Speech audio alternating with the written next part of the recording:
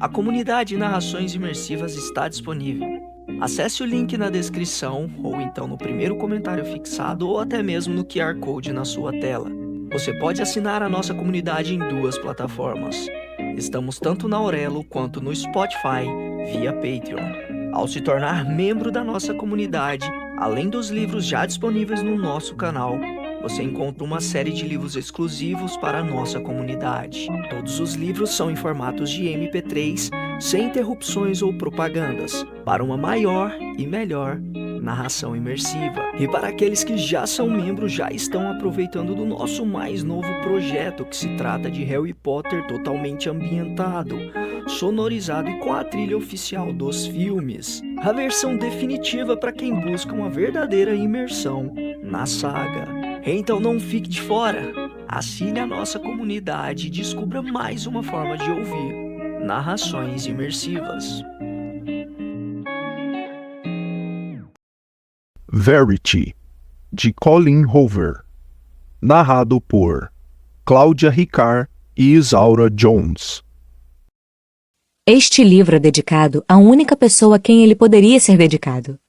Tarryn Fisher. Obrigada por aceitar o lado sombrio das pessoas na mesma medida em que aceita a luz existente nelas. 1. Ouço o barulho do crânio se quebrando antes mesmo de o sangue respingar em mim. Eu me assusto e dou um passo para trás, para a calçada. O salto de um dos meus sapatos fica preso no meio-fio e preciso me segurar na placa de proibido estacionar para não cair.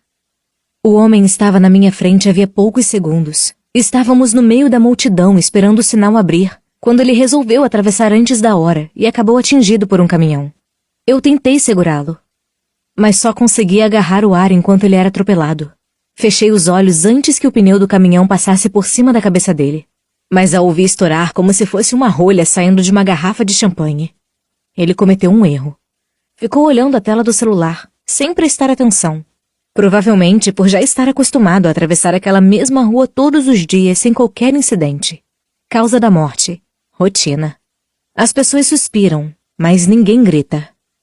O motorista do caminhão salta do veículo e imediatamente se ajoelha ao lado do corpo do homem. Prefiro me afastar da cena enquanto outras pessoas se aproximam para ajudar. Não preciso olhar o homem embaixo do pneu para saber que está morto. Basta olhar minha blusa que um dia foi branca e todo o sangue respingado nela para saber que ele precisa de um carro funerário e não de uma ambulância.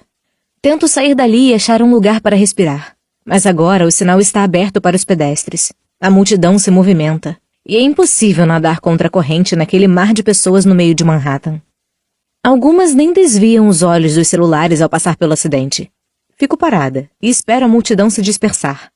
Viro meu rosto de relance para o acidente, com o cuidado de não olhar diretamente para o homem. O motorista do caminhão agora está na parte de trás do veículo, falando ao telefone, com os olhos arregalados. 3 ou 4 pessoas estão por ali ajudando. Alguns filmam aquela cena macabra com seus celulares, movidos por uma curiosidade mórbida. Se eu ainda morasse na Virgínia, a cena seria completamente diferente. Todo mundo simplesmente ia parar.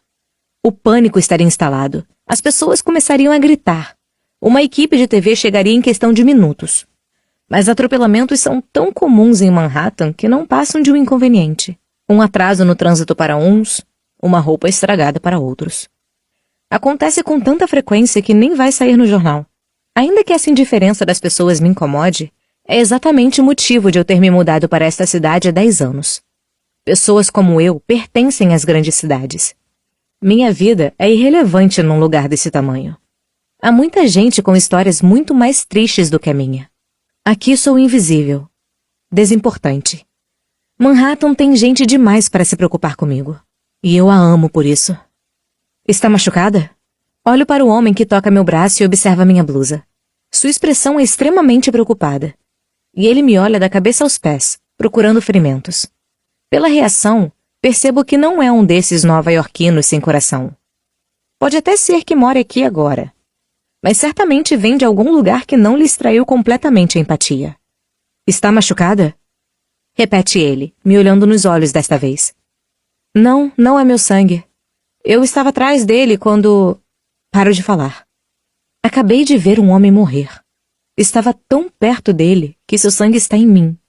Vim para esta cidade para ser invisível, mas certamente não sou insensível. Até venho tentando.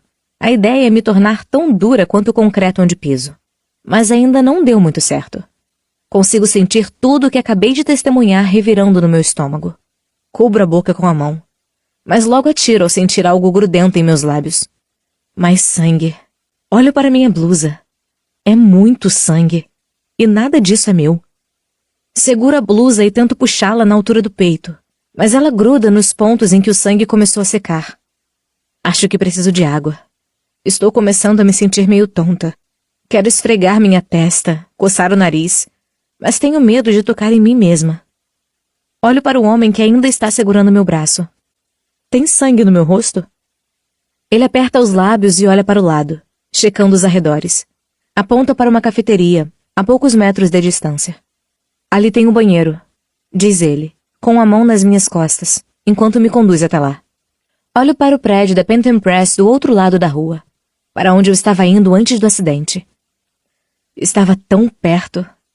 A uns 5 ou 6 metros da distância de uma reunião onde eu precisava desesperadamente estar. Fico me perguntando o quão perto o homem que acabou de morrer estava do destino dele. Assim que chegamos à cafeteria, o estranho segura a porta para eu entrar. Uma mulher carregando um café em cada mão tenta se espremer e passar por mim até que repare em minha blusa. Ela logo se afasta e abre caminho. Vou em direção ao banheiro feminino, mas a porta está trancada. O homem abre a porta do masculino e acena para que eu entre com ele. Ele vai direto até a pia e abre a torneira. Olho para o espelho, aliviada. Não é tão ruim quanto imaginei. Há alguns respingos de sangue nas minhas bochechas, que já estão começando a escurecer e secar, além de uma mancha na sobrancelha. Mas, por sorte, foi a blusa que levou a pior. O homem me passa alguns papéis molhados e limpa o meu rosto enquanto ele molha mais alguns. Agora consigo sentir o cheiro do sangue. Num turbilhão, aquele odor penetrante me leva de volta aos meus 10 anos de idade. O cheiro do sangue era tão forte que continua na minha memória depois de todos esses anos. Aquilo me causa náusea e tento prender a respiração. Não quero vomitar, mas preciso me livrar desta blusa. Agora. Com os dedos trêmulos, abro os botões, tiro a blusa e a coloco embaixo da torneira. Deixo a água fazer todo o trabalho. Pego mais papéis com o estranho e começo a limpar o sangue do meu peito. Em vez de dar um pouco de privacidade para mim, e para meu sutiã nada atraente, o estranho tranca a porta para que ninguém entre e me veja sem camisa. É um excesso de cavalheirismo que me deixa um pouco desconfortável. Fico tensa olhando para ele pelo reflexo do espelho. Alguém bate a porta. Já vamos sair, avisa ele. Relaxa um pouco. Pelo menos há alguém do outro lado da porta para ouvir meus gritos, caso seja necessário. Tento me concentrar no sangue até tirar tudo do pescoço e do peito. Eu me viro para dar uma olhada no cabelo, mas não encontro nada além das raízes escuras nascendo por baixo do caramelo desbotado. Toma, diz o homem, abrindo o último botão de sua camisa branca limpinha. Vista isso. O paletó dele já havia sido tirado, e agora está pendurado na porta. Ele me entrega a camisa de botão. Está com uma camiseta branca por baixo. O cara é forte e mais alto do que eu. A camisa dele vai me engolir. Não posso usar isso numa reunião. Mas não tenho opção. Seco minha pele, visto a camisa e começo a abotoá-la. Estou ridícula. Mas pelo menos não foi a minha cabeça que explodiu na blusa de alguém. Sempre há um lado bom. Minha blusa não tem salvação. Eu a tiro da pia e a jogo no lixo. Então encaro meu reflexo no espelho. 2 olhos vazios e cansados me encaram de volta. Foram da cor de avelã ao castanho sombrio depois do horror que testemunharam. Esfrego as bochechas com as mãos para tentar lhes devolver alguma cor, mas nada feito. Minha cara é de morte. Encosto na parede, de costas para o espelho. O homem está guardando a gravata no bolso do paletó e olha para mim por um momento. Não sei dizer se você está calma ou em estado de choque. Não estou em choque, mas também não acho que esteja calma. Para ser sincera, nem eu tenho certeza. Admito. Você está bem?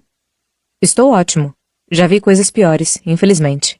Inclino a cabeça na tentativa de esmiuçar todas as camadas daquela resposta enigmática. Ele quebra o contato visual. Mas isso só me faz encará-lo ainda mais. imaginando o que pode ser pior do que ver a cabeça de um homem ser esmagada embaixo de um caminhão. Talvez ele seja nova-iorquino, afinal de contas. Ou talvez trabalhe em um hospital. Ele tem um ar de eficiência que é bem comum em pessoas que são responsáveis por outras pessoas. Você é médico? Ele faz que não com a cabeça. Trabalho no mercado imobiliário. Ou trabalhava. Ele se aproxima e toca meu ombro, limpando algo da minha camisa. A camisa dele. Quando abaixa o braço, olha para meu rosto por um momento antes de se afastar. Seus olhos combinam com a gravata que acabou de guardar no bolso. Chartreuse, um verde brilhante. Ele é lindo. Mas algo me diz que não gostaria de ser. Quase como se sua beleza fosse um empecilho. Uma parte dele que não quer ser notada. Ele quer ser invisível nesta cidade. Igualzinho a mim. A maior parte das pessoas vem para Nova York para ser descoberta. O resto de nós vem para se esconder. Qual é o seu nome? Lowen. Ele hesita quando digo meu nome, mas dura poucos segundos. Jeremy, responde. Ele caminha até a pia, abre a água novamente e começa a lavar as mãos. Continuo a encará-lo, sem conseguir esconder minha curiosidade. Como assim? Ele já viu algo pior do que o acidente que acabamos de testemunhar. Ele disse que atuava no mercado imobiliário, mas nem o pior dia de trabalho de um corretor deixaria alguém tão melancólico. O que aconteceu com você? Ele olha para mim pelo espelho. Como assim? Você disse que já viu coisas piores. Tipo o quê? Ele fecha a torneira, seca as mãos e responde. Quer mesmo saber? Assinto. Ele joga o papel na lixeira e depois enfia a mão no bolso. Seu comportamento fica ainda mais sombrio. Por fim, ele olha nos meus olhos, mas é como se tivesse se desligado desse momento. Há alguns meses, resgatei o corpo da minha filha de 8 anos de um lago. Inspiro o máximo de ar que me é possível e levo a mão à garganta. Sua expressão não era de melancolia, era de desespero. Sinto muito. Sussurro.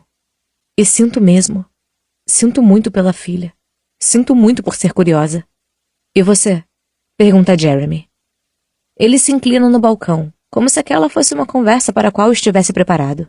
Uma conversa com alguém que faça suas tragédias parecerem menos trágicas. É o que se faz após experimentar uma coisa horrível. Buscar alguém como você, ou que esteja pior do que você, para tentar se sentir melhor. Engulo em seco antes de responder, porque minhas tragédias não são nada comparadas ao que ele passou. Penso na mais recente, com vergonha de dizer em voz alta. Minha mãe morreu na semana passada. Jeremy não reage à minha tragédia como reagia a dele. Na verdade, ele não tem nenhuma reação. Talvez estivesse esperando que a minha tragédia fosse pior. Não é. Ele ganhou. Como ela morreu? Câncer. Vinha cuidando dela no meu apartamento durante o último ano. Respondo. Ele é a primeira pessoa para quem conto isso em voz alta. Posso sentir os batimentos latejando em meu pulso, e o cubro com a outra mão. Esta é a primeira vez que saio de casa em semanas. Ficamos nos encarando por mais um tempo. Quero dizer mais alguma coisa, mas nunca tive uma conversa tão pesada com um completo estranho. E, afinal de contas, para onde mais essa conversa pode avançar? Não avança. Simplesmente termina.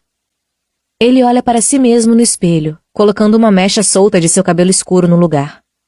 Preciso ir para uma reunião. Tem certeza de que vai ficar bem? Pergunta Jeremy, olhando meu reflexo no espelho. Sim, está tudo certo. Tudo certo? Ele se vira, repetindo a pergunta, como se tudo certo não significasse realmente que eu estou bem. Vai ficar tudo certo. Obrigada pela ajuda. Queria que ele sorrisse, mas acho que não combina muito com o momento. Tenho curiosidade em saber como seria seu sorriso. Em vez disso, Jeremy encolhe os ombros e diz: Então tudo certo. Destranca a porta e a segura para mim, mas eu não saio logo. Em vez disso, continuo olhando para seu rosto, ainda relutante em enfrentar o mundo lá fora. Admiro sua gentileza e quero dizer algo, agradecê-lo de alguma forma. Talvez com um café ou devolvendo sua camisa. Fico atraída por seu altruísmo. Algo raro hoje em dia, mas é o brilho de sua aliança na mão esquerda que acaba me empurrando para fora do banheiro e do café, para o meio da rua, agora ainda mais cheia e barulhenta. Uma ambulância apareceu por ali e interrompeu o trânsito nos 2 sentidos. Caminho de volta para o local do acidente, pensando se devo dar um depoimento. Espero ao lado de um policial que está anotando as versões de outras testemunhas. Não são diferentes da minha, mas, de qualquer forma, dou uma declaração em meus contatos. Não sei quanto posso efetivamente ajudar, já que não vi quando foi atingido. Estava perto o suficiente para ouvir. Perto o suficiente para que minha blusa ficasse parecendo um quadro do Pollock. Olho para trás e vejo Jeremy saindo com um copo de café fresquinho nas mãos. Ele atravessa a rua, concentrado em seu destino. Sua mente agora está pensando em outra coisa. Nada que tenha a ver comigo. Provavelmente em sua esposa e no que vai dizer a ela quando chegar em casa sem a camisa. Pego o celular para ver as horas. Ainda tenho 15 minutos antes da reunião com Corey e a editora da Phantom Press. Minhas mãos tremem ainda mais agora que não há um homem estranho me distraindo dos meus próprios pensamentos. Talvez um café ajude. Morfina definitivamente ajudaria. Mas o serviço de cuidados paliativos levou tudo ao recolher os equipamentos após a morte da minha mãe. Pena que eu estava muito abalada para pensar em esconder. Seria bem útil agora. 2. Há meses não falava com Corey. Mas ontem à noite ele me mandou uma mensagem me chamando para a reunião de hoje. Eu estava sentada na mesa do computador, encarando uma formiga que andava pelo meu dedão do pé. A formiga estava sozinha e andava de um lado para o outro, subia e descia, como se estivesse tentando achar os amigos ou alguma comida. Parecia confusa pela solidão, ou talvez estivesse animada com a sensação de liberdade. Eu só conseguia me perguntar por que ela estava sozinha. Formigas andam sempre em bando. Todo aquele questionamento sobre a situação da formiga só deixava claro que eu realmente precisava sair de casa. Depois de tanto tempo trancada cuidando da minha mãe, eu estava com medo de, ao sair pela porta, me ver tão confusa quanto aquela formiga. De um lado para o outro. Onde estão os amigos? Onde está a comida? A formiga desceu do dedão até o piso de madeira. Desapareceu pela parede bem na hora que a mensagem de Corey chegou. Esperava que ele tivesse entendido quando estabeleci limites há 6 meses. Não estamos mais transando. Então o e-mail é a forma de contato mais apropriada entre um agente literário e sua autora. A mensagem dizia: me encontre amanhã às 9 horas no prédio da Phantom Press, no 14º andar. Acho que temos uma proposta de trabalho. Ele não perguntou sobre minha mãe, o que não me surpreendeu nem um pouco. Sua falta de interesse em qualquer coisa que não seja ele mesmo, ou seu trabalho, é o motivo de não estarmos mais juntos. Aquilo me deixou irritada. Ele não me deve nada, mas podia ao menos fingir que se importa. Não respondi ontem à noite. Larguei o telefone e fui olhar o pequeno buraco na base da parede por onde a formiga havia desaparecido. Fiquei pensando se ela estava indo encontrar outras formigas, ou se era uma solitária.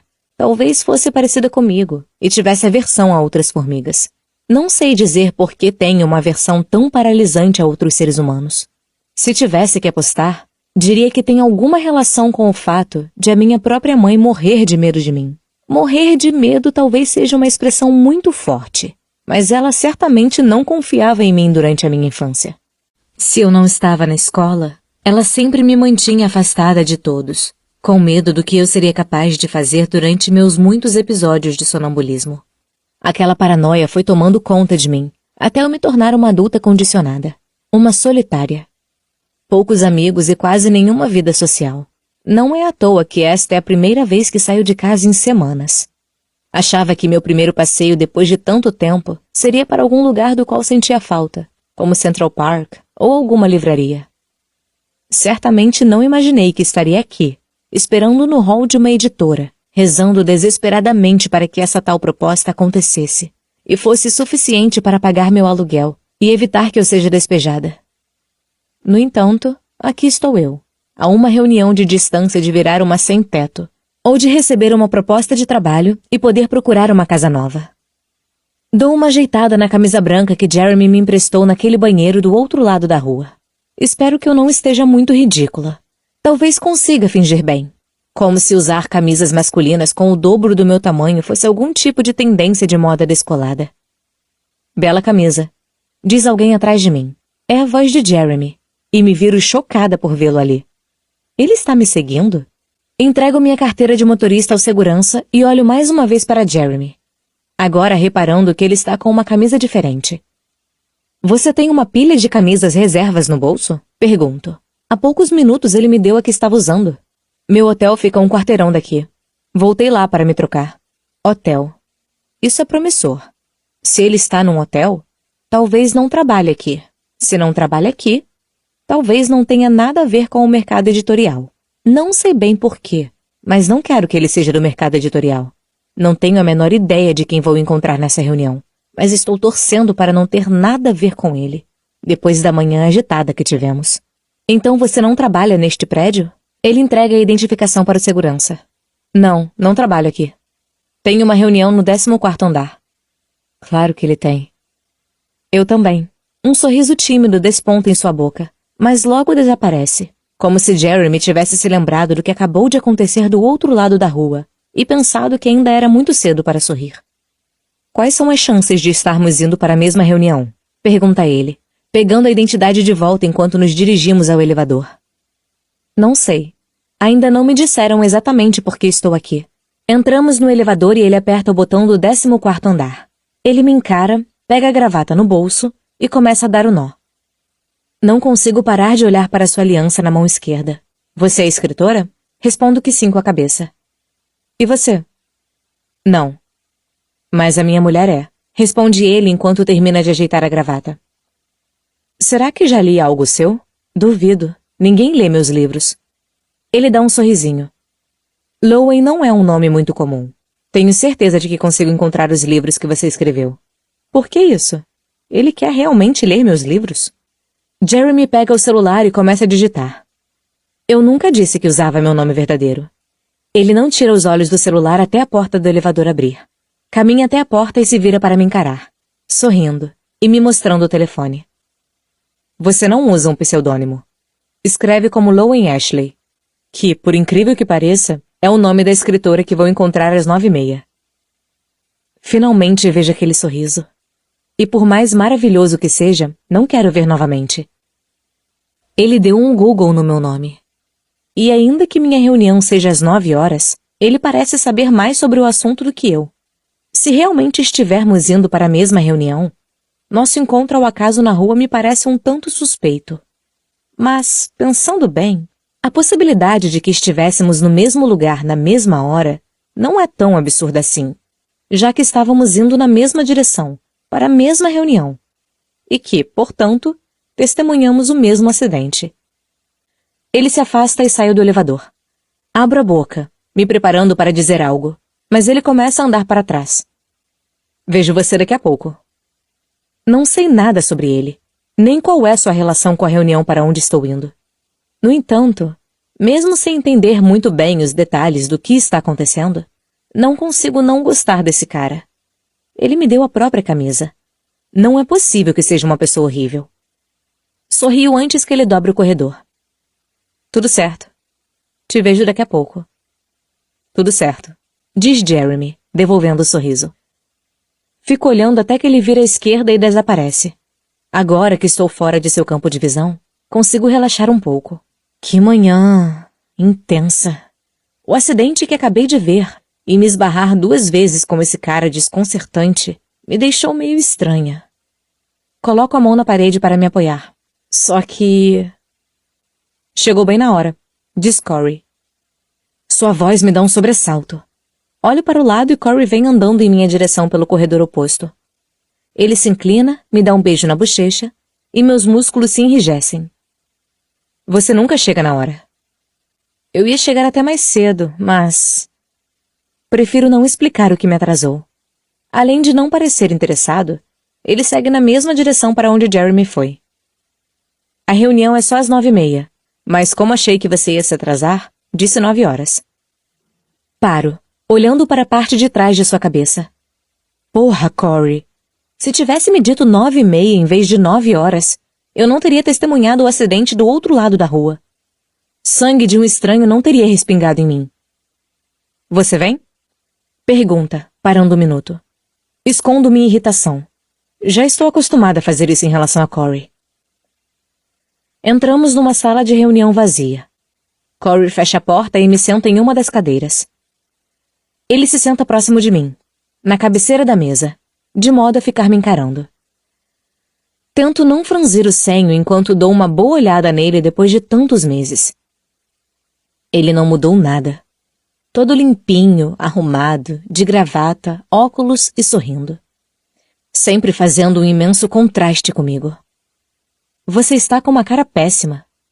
Digo, porque ele não está nada péssimo. Ele nunca está, e sabe disso. E você está com uma cara animada e encantadora. Ele diz isso porque nunca estou animada ou encantadora. Sempre pareço cansada e constantemente entediada. Aquela coisa de fazer carão não é comigo. No máximo faço uma carinha de paisagem. Como está sua mãe? Morreu na semana passada. Ele não estava esperando aquilo.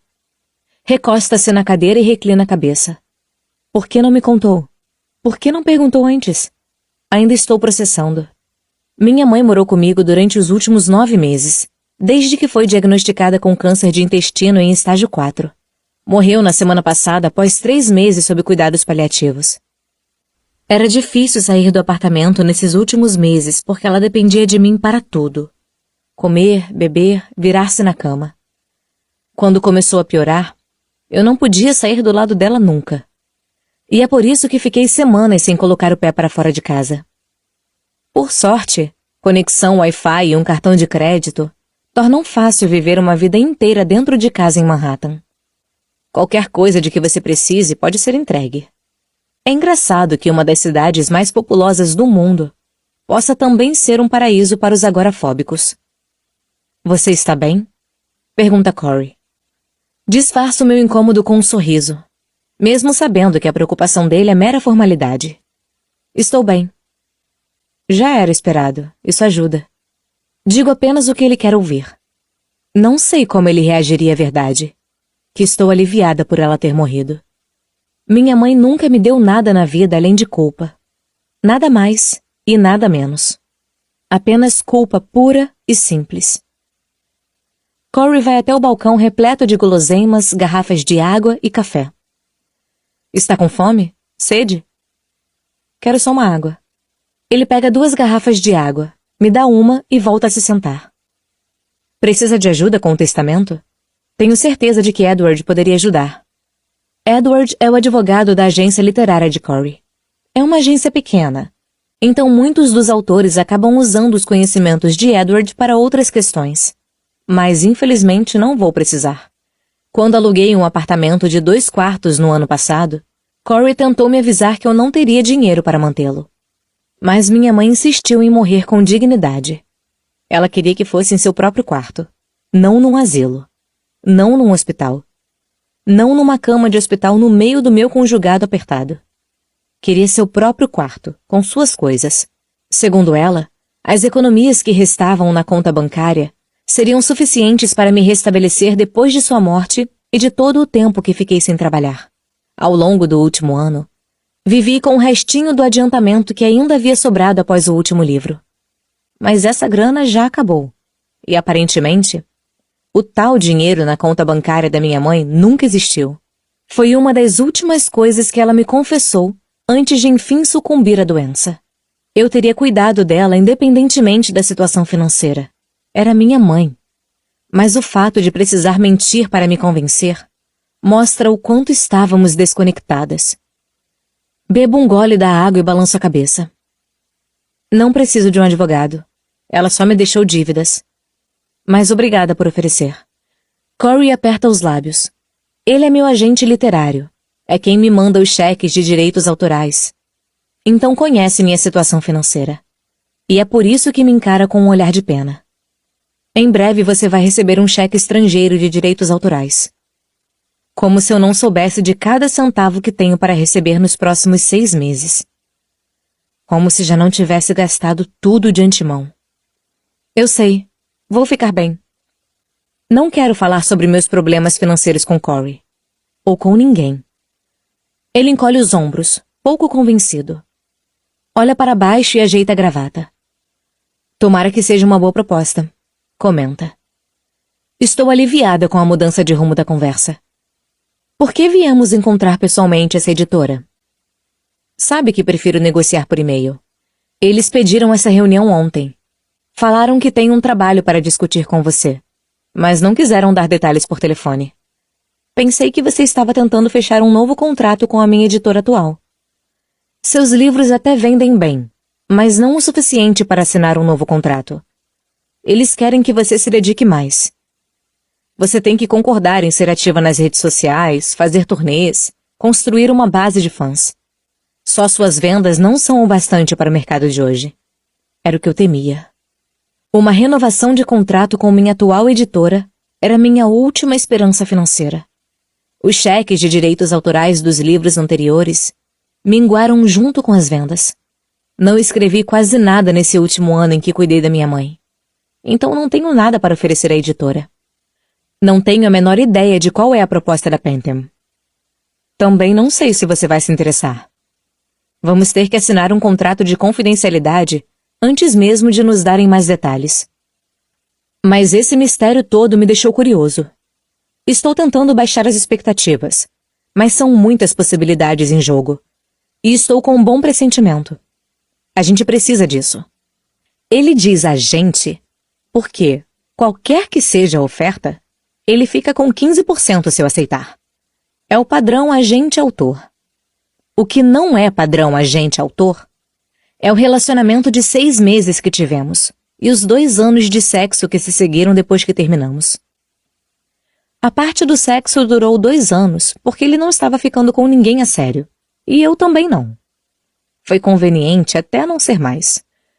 Mas a razão pela qual o relacionamento de verdade durou apenas 6 meses foi porque ele estava apaixonado por outra mulher.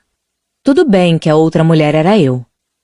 Deve ser muito confuso se apaixonar pelas palavras de um escritor antes mesmo de conhecê-lo. Algumas pessoas têm dificuldade em separar o personagem do indivíduo que o criou. Surpreendentemente, apesar de ser um agente literário, Corey é uma dessas pessoas. Ele se apaixonou pela protagonista do meu primeiro romance, Em Aberto. Imaginou que a personalidade dela fosse reflexo da minha, quando, na verdade, eu não poderia ser mais diferente. Corey foi o único agente que respondeu à minha mensagem. Ainda assim, levou meses. O e-mail dele tinha poucas linhas. Mas foi o suficiente para reavivar minhas esperanças. Li seu manuscrito, Em Aberto, em poucas horas. Acredito neste livro. Se ainda estiver precisando de um agente, me ligue. O e-mail chegou numa quinta de manhã. 2 horas depois, já estávamos tendo uma conversa profunda sobre o enredo por telefone. Na sexta à tarde, nos encontramos para um café e assinamos o contrato. No sábado à noite, já tínhamos transado 3 vezes. Certamente nosso relacionamento feriu algum tipo de código de ética, mas não sei se foi por isso que durou tão pouco. Assim que Corey percebeu que eu não era inspiração para minha personagem, entendeu que não éramos compatíveis. Eu não era uma heroína. Eu não era simples. Eu era, na verdade, bem complicada. Um quebra-cabeça emocional desafiador que ele não estava disposto a desvendar. E tudo bem.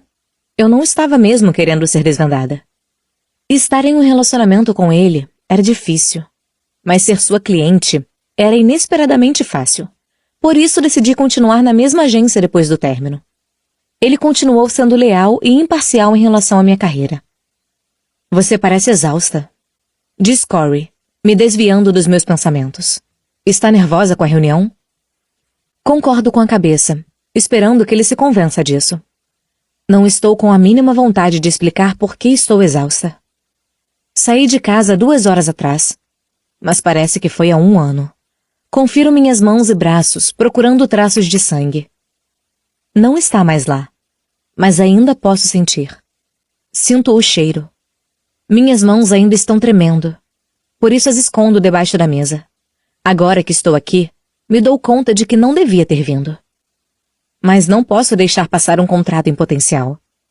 Não estão chovendo ofertas, e se não fechar algo logo, vou ter que procurar um emprego normal. E se tiver um emprego, não terei tempo nenhum para escrever. Mas ao menos vou conseguir pagar minhas contas. Corey tira um lenço do bolso e limpa o suor da testa. Ele só sua quando está nervoso. O fato de ele estar nervoso está me deixando mais nervosa. Temos que combinar um sinal secreto para o caso de você não estar interessada? Vamos ouvir o que eles têm a dizer e depois pedimos para conversar em particular. Corey aperta a caneta e se ajeita na cadeira como se estivesse se preparando para uma batalha. Deixa que eu falo. Não pretendia fazer diferente. Ele é carismático e charmoso. Essas não são características que alguém atribuiria a mim.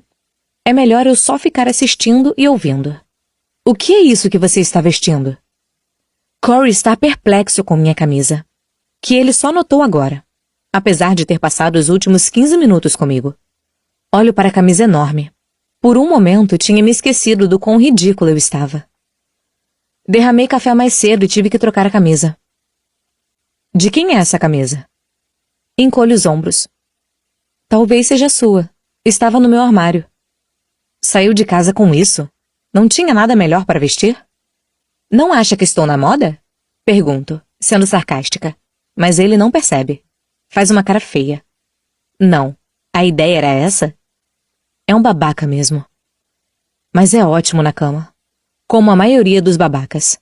É um alívio quando a porta se abre e uma mulher entra na sala. Logo atrás dela, de forma meio cômica, vem um homem mais velho. De tão próximo a ela, ele esbarra em suas costas quando a mulher para. Droga, Baron. Ouço-a murmurar. Dou um pequeno sorriso ao pensar que Droga Baron podia ser seu nome. Jeremy entra por último. Ele acena para mim sutilmente, e ninguém mais percebe. A mulher está mais bem vestida do que eu estaria em meus melhores dias. Tem um cabelo preto curto, e seu batom é tão vermelho que parece meio exagerado para as 9 da manhã. Ela parece ser a pessoa que manda ali. Aperta a mão de Corey e depois a minha, enquanto Droga Baron observa. Sou Amanda Thomas, editora na Phantom Press. Estes são Baron Stephens, nosso advogado, e Jeremy Crawford, nosso cliente. Jeremy e eu apertamos as mãos. Ele é ótimo em fingir que não compartilhamos uma manhã extremamente bizarra. Senta-se bem de frente para mim. Tento não olhar para ele, mas parece que meus olhos não querem ir para outro lugar. Não sei por quê, mas estou mais curiosa em saber sobre ele do que sobre esta reunião. Amanda retira alguns documentos de sua pasta e os alcança para mim e Corey. Obrigada por virem nos encontrar hoje, diz ela. Não queremos desperdiçar seu tempo, então vou direto ao assunto. Uma de nossas autoras está impossibilitada de cumprir seu contrato por questões médicas. E estamos em busca de alguém com experiência no mesmo gênero para escrever os 3 livros restantes de sua série. Olho para Jeremy, mas sua expressão impassível não me revela nada sobre seu papel naquela reunião. Quem é a autora? Pergunta Corey. Podemos discutir todos os detalhes, mas preciso que assinem um contrato de confidencialidade. Queremos manter a situação da autora fora da mídia. É claro, concorda Corey. Concordo, mas não digo nada enquanto olhamos e assinamos os formulários. Corey os devolve a Amanda. O nome dela é Verity Crawford. Tenho certeza de que conhecem seu trabalho.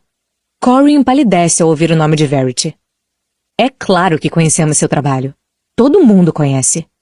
Eu me viro para Jeremy. Verity é a mulher dele? Eles têm o mesmo sobrenome. Ele mencionou que a mulher é escritora. Mas por que estaria numa reunião sobre ela? Se nem mesmo ela está aqui. Conhecemos o nome, sim. Disfarça Corey, escondendo o jogo. Verity tem uma série de muito sucesso. E não queremos de jeito nenhum que fique inacabada. Continua Amanda. Nosso objetivo é contratar um escritor que concorde em assumir a história, terminar a série e participar de turnês, divulgação para a imprensa, tudo o que Verity faz normalmente.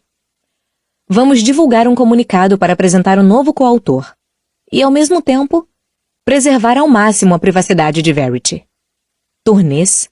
Divulgação para a imprensa? Corey está me olhando. Ele sabe que não gosto dessa parte. Muitos autores são ótimos na interação com leitores, mas sou tão esquisita que é capaz de os leitores desistirem dos meus livros para sempre após me conhecerem pessoalmente. Só tive uma noite de autógrafos na vida, e não dormi por uma semana antes dela. Estava tão aterrorizada durante os autógrafos que não conseguia nem falar. No dia seguinte, recebi um e-mail de uma leitora dizendo que fui snob com ela, e que nunca mais leria meus livros. É por isso que só fico em casa escrevendo. A ideia que fazem de mim é muito melhor do que a realidade. Corey fica calado e começa a olhar os papéis de Amanda. E qual será o adiantamento da Sra. Crawford pelos 3 livros? É Droga Baron quem responde a essa pergunta. Os detalhes do contrato de Verity com a editora seguem os mesmos, e, portanto, não serão divulgados. Os direitos autorais continuam pertencendo a Verity. Mas meu cliente, Jeremy Crawford, está disposto a oferecer um pagamento de $75 mil por livro. Meu estômago dá um salto ao ouvir o valor do montante. Mas a animação vai embora assim que me dou conta da enormidade disso tudo. Deixar de ser uma escritora Zé Ninguém para ser a coautora de um fenômeno literário é um passo muito grande para mim. Já começo a sentir a ansiedade me consumindo só de pensar. Corey se inclina para frente, colocando os braços na mesa. Imagino que esse valor seja negociável. Tento atrair a atenção de Corey. Quero dizer a ele que a negociação não é necessária. Não há a menor chance de aceitar escrever 3 livros e depois não conseguir terminar por estar nervosa demais. Droga Baron se ajeita na cadeira. Com todo respeito, Verity Crawford passou mais de uma década construindo sua marca. Uma marca que não existiria de outra maneira. A proposta não é pelos 3 livros. São $75 mil por cada um. O que dá um total de $225 mil. Corey coloca a caneta em cima da mesa e se recosta na cadeira, aparentando estar pouco impressionado. E qual é o prazo para a entrega dos textos? Já estamos atrasados, então seria bom ter o primeiro livro 6 meses depois da assinatura do contrato. Não consigo parar de olhar o batom vermelho em seus dentes enquanto ela fala. O prazo para os outros 2 livros é negociável. Gostaríamos, no entanto, que o contrato fosse completado nos próximos 24 meses. Posso sentir que Corey está fazendo as contas. Só tenho dúvidas se ele está calculando apenas a parte dele ou a minha parte também. Corey ficaria com 15%. É quase $34 mil. Só para me representar aqui nesta reunião. Metade seria para pagar impostos. Eu ficaria com um pouco menos de 100 mil na conta. Ou seja, $50 mil por ano. É mais do que o dobro do adiantamento que recebi por meus livros anteriores. Mas não é o suficiente para me convencer a embarcar numa série de tanto sucesso. A conversa continua inutilmente, porque já sei que vou recusar. Quando Amanda mostra o contrato oficial, limpo a garganta e começo a falar. Agradeço a oferta. Digo olhando diretamente para Jeremy para mostrar minha sinceridade. Agradeço de verdade. Mas se estão procurando alguém para ser o novo rosto da série, tenho certeza de que há outros autores que se encaixariam melhor nesse papel. Jeremy não diz nada, mas está me encarando com um rosto muito mais curioso do que antes de eu falar. Eu me levanto, pronta para sair. Estou decepcionada com o resultado da reunião. Mas ainda mais porque meu primeiro dia fora de casa foi um desastre de todas as maneiras. Preciso ir para casa e tomar um banho. Gostaria de conversar com minha cliente por um momento. Intervém Corey, levantando-se rapidamente. Amanda concorda, fechando a pasta enquanto também se levanta. Estamos de saída. Os termos do contrato estão detalhados nestes papéis. Temos outros 2 autores em mente para este trabalho, caso não estejam interessados. Então, por favor, nos deem uma resposta até no máximo amanhã à tarde. Jeremy é o único que permanece sentado. Ele não disse uma única palavra. Amanda se inclina para apertar minha mão. Se tiver qualquer dúvida, por favor, entre em contato. Estou à disposição para ajudar. Obrigada. Amanda e Droga Baron saem da sala. Mas Jeremy continua com sua atenção voltada para mim. Corey olha para ele, esperando que Jeremy saia. Em vez disso, Jeremy se inclina, olhando para mim. Será que podemos falar em particular? Pergunta. Ele olha para Corey, mas não está pedindo permissão. É mais um aviso para sair mesmo. Corey encara Jeremy, meio desarmado por aquele pedido inusitado. Pelo jeito que vira a cabeça devagar para mim, e semicerra os olhos, está querendo que eu diga não. É como se falasse, dá para acreditar nesse cara? Mas ele não sabe que tudo o que quero é ficar sozinha na sala com Jeremy. Queria mesmo que todos saíssem, especialmente Corey, porque tenho muitas perguntas a fazer. Sobre sua esposa, sobre como chegaram até mim e por que ela não pode terminar a série. Tudo bem, respondo a Corey. A veia em sua testa chega a pulsar enquanto ele tenta disfarçar a irritação. Sua mandíbula trava, mas ele concorda e sai da sala de reunião. Agora somos só Jeremy e eu. De novo. Se contarmos o elevador, essa é a terceira vez que estamos a sós num cômodo desde que nos conhecemos pela manhã. Mas essa é a primeira vez em que sinto um nervosismo no ar. Tenho certeza de que é todo meu. Jeremy parece tão calmo quanto estava há menos de uma hora, ao me ajudar a tirar os pedaços de um cara morto da minha pele. Ele se recosta na cadeira e põe as mãos no rosto. Nossa, essas reuniões com editores são sempre tão sisudas? Rio por dentro. Não sei. Normalmente faço essas coisas por e-mail. Entendo o porquê. Ele se levanta e pega uma garrafa de água. Talvez seja porque agora estou sentada e ele é tão alto. Mas não me lembro de ter me sentido tão pequena em sua presença antes. Saber que ele é casado com Verity Crawford me deixa mais intimidada do que ficar de sutiã na sua frente. Ele se recosta no balcão, cruzando os tornozelos. Está tudo bem? Você não teve muito tempo para lidar com o que aconteceu lá fora antes de vir para cá. Você também não. Está tudo certo. Lá vem ele com essa expressão de novo. Imagino que você tenha perguntas. Um monte. O que quer saber? Por que sua esposa não pode terminar a série? Ela sofreu um acidente de carro. Sua resposta é mecânica, como se estivesse fazendo um esforço para se desconectar de qualquer emoção. Desculpe, não sabia. Respondo, e mudo de posição na cadeira sem saber o que mais dizer. A princípio, não gostei muito dessa ideia de outra pessoa terminar o contrato. Tinha esperanças de que ela se recuperaria totalmente. Mas aqui estamos nós. Sua atitude agora faz todo sentido. Ele parecia um cara calmo e reservado. Mas agora percebo que aquela quietude era apenas tristeza. Uma tristeza evidente. Não sei se é por causa do que aconteceu com a esposa, ou se é o caso que me contou mais cedo no banheiro. Ter perdido a filha há meses. Mas claramente, este é um homem que está perdido e precisa tomar decisões mais difíceis do que a maioria das pessoas já teve que tomar na vida. Sinto muito mesmo. Ele assente e volta a se sentar. Talvez pense que ainda estou considerando a oferta. Não quero mais desperdiçar o tempo dele. Agradeço a proposta, Jeremy, mas não é algo que me deixe confortável. Sou péssima com publicidade. Nem sei por que a editora pensou em mim para esse trabalho. Em aberto. Meu sangue gela quando ele menciona um dos meus livros. Era um dos livros favoritos da Verity.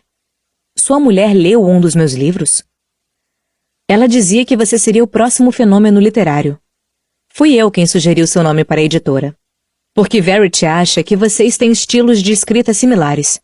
Se alguém vai assumir a série dela, quero que seja alguém cujo trabalho ela respeita. Nossa, estou muito lisonjeada. Mas realmente não posso. Jeremy me olha em silêncio, provavelmente tentando imaginar por que não estou reagindo como qualquer outro escritor faria diante dessa oportunidade. Ele não consegue me entender. Normalmente, eu ficaria orgulhosa disso. Não gosto que as pessoas me entendam facilmente. Mas neste caso parece errado. Deveria ser um pouco mais sincera, já que ele foi tão educado comigo hoje de manhã. Mas nem sei por onde começar. Ele se inclina para frente, seus olhos cheios de curiosidade. Olha para mim por um momento, apoia a mão na mesa e se levanta. Interpretando que isso significava o fim da reunião, começo a me levantar também. Mas Jeremy não vai até a porta. Em vez disso, anda até uma parede cheia de prêmios emoldurados. Eu me sento novamente. De costas para mim, Jeremy olha os prêmios. E só quando passa a mão por um deles, percebo que pertence a Verity. Ele suspira e olha para mim novamente. Já ouviu falar em pessoas crônicas? Faço que não com a cabeça. Acho que Verity criou esse termo. Depois que nossas filhas morreram, disse que somos crônicos. Pessoas com tendência à tragédia contínua. uma coisa horrível atrás da outra. Olho para ele por um momento, confusa. Ele disse mais cedo que havia perdido uma filha. Mas agora está usando a palavra no plural. Filhas? Ele respira fundo. Expira totalmente derrotado. Sim. Gêmeas. Chastain morreu 6 meses antes de Harper. Foi... Ele não parece mais tão desconectado das emoções quanto antes. Passa a mão pelo rosto e volta a se sentar. Algumas famílias têm a sorte de não viver nenhuma tragédia. Mas, para outras, é como se tivesse uma tragédia aguardando a cada esquina. Tudo o que pode dar errado, dá. E depois fica ainda pior. Não sei por que está me contando isso, mas não o questiono. Gosto de ouvi-lo falar, ainda que as palavras sejam terríveis. Ele gira a garrafa de água em cima da mesa, perdido em pensamentos. Talvez não tenha pedido para ficar sozinho comigo porque queria me fazer mudar de ideia. Talvez só quisesse mesmo ficar sozinho. Talvez não aguentasse mais discutir sobre a vida da mulher naqueles termos. E por isso mandou todos embora. Acho que ficar sozinho comigo numa sala é, para ele, como ficar sozinho consigo mesmo. Ou talvez, Jeremy sempre se sinta sozinho. Como o nosso antigo vizinho, que, pelo que entendi, sem dúvida também era um crônico. Eu cresci em Richmond. Nosso vizinho perdeu 3 membros da família em menos de 2 anos. O filho morreu em combate. A mulher morreu de câncer 6 meses depois. Por fim, a filha morreu em um acidente de carro. Jeremy para de girar a garrafa. Onde está esse homem agora? Fico nervosa. Não estava esperando essa pergunta. A verdade é que ele não aguentou perder todas as pessoas importantes de sua vida. Ele se matou alguns meses após a morte da filha. Mas dizer isso a Jeremy, que ainda está de luto pelas 2 filhas, seria muito cruel. Ainda mora lá. Casou novamente alguns anos depois. Tem alguns enteados e netos. Ele parece saber que estou mentindo, mas está agradecido pela mentira. Você vai ter que passar um tempo no escritório da Verity olhando alguns papéis. Ela tem anos de anotações e rascunhos. Eu não saberia organizar aquelas coisas. Balanço a cabeça. Ele não ouviu nada do que eu disse? Jeremy, já disse. Não posso... O advogado está jogando a oferta para baixo. Fale para seu agente pedir $500 mil. Diga que não vai dar entrevistas, vai assinar com pseudônimo e quer uma cláusula de não divulgação do seu nome. Assim, o que quer que esteja escondendo vai continuar escondido. Tento dizer que não estou escondendo nada além da minha falta de jeito. Mas antes de qualquer coisa, ele vai em direção à porta. Moramos em Vermont. Assim que você assinar o contrato, passa o endereço. Pode ficar lá quanto tempo quiser para examinar o escritório dela. Com a mão na porta, ele para. Estou prestes a abrir a boca para rejeitar tudo de novo. Mas só o que sai é um hesitante. Tudo certo. Ele me olha por um momento, como se fosse dizer mais alguma coisa. Mas também responde. Tudo certo. Jeremy sai pelo corredor onde Corey está esperando. Corey volta à sala de reunião e fecha a porta. Olho para a mesa, confusa com o que acabou de acontecer. Não entendo por que estão me oferecendo tanto dinheiro por um trabalho que nem sei se consigo fazer. $500 mil. E posso fazer sob pseudônimo, sem turnê de lançamento ou entrevistas? O que foi que eu disse para conseguir isso? Não gosto dele, diz Corey, sentando na cadeira. O que ele disse? Disse que o advogado está oferecendo pouco e que deveria pedir $500 mil, sem entrevistas ou divulgação. Eu me viro a tempo de ver Corey se engasgando. Ele pega minha garrafa de água e toma um gole. Cacete.